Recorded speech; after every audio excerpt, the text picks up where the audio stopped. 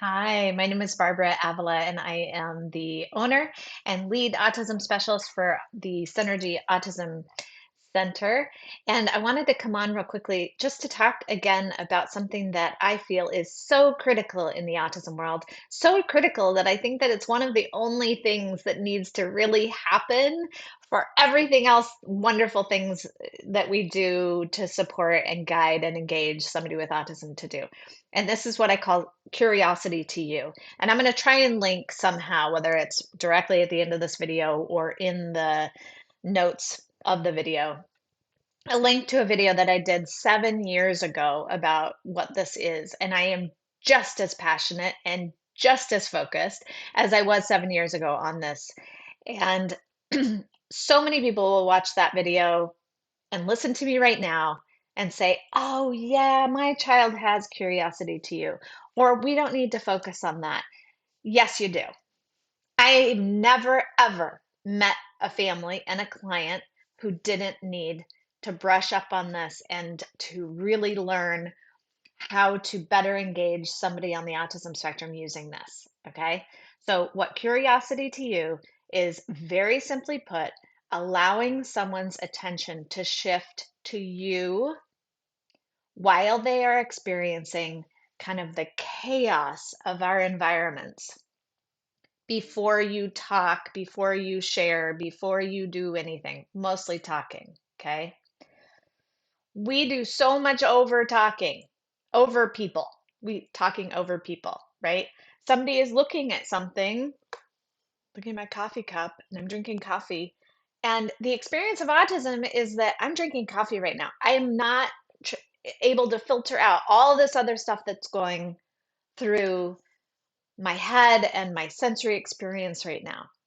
But if you have somebody who puts their hand on your coffee or their hand on your shoulder, now they have become a more prioritized than the rest of the chaos happening. And so they can hear you better instead of just feeling more flooded by whatever you're presenting, right? Who wants that? Who's going to feel engaged with that? So, what I'm wanting you to do is just to slow down and pay attention.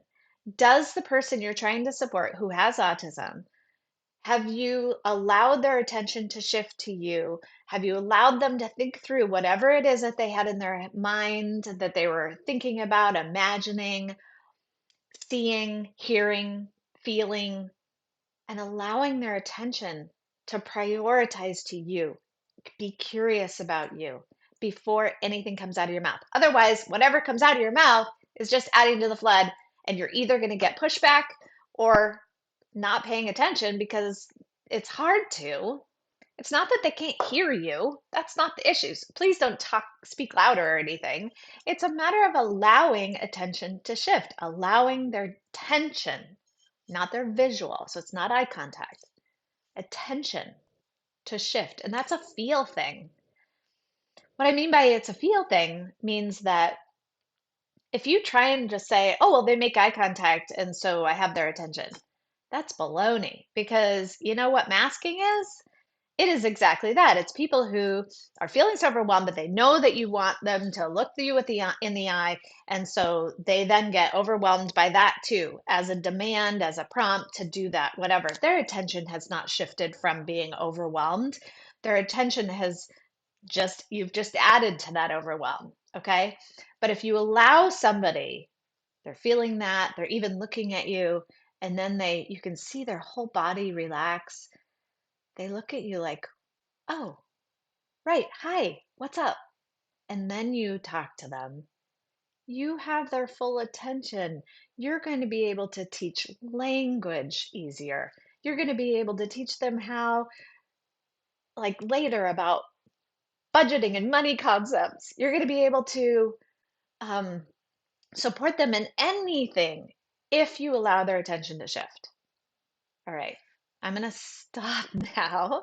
But if you have any questions about C2U, please let me know. It's one of my very favorite topics. It's if you do one thing for somebody on the autism spectrum, please do that. Allow their curiosity to shift to you. C to you. Thank you.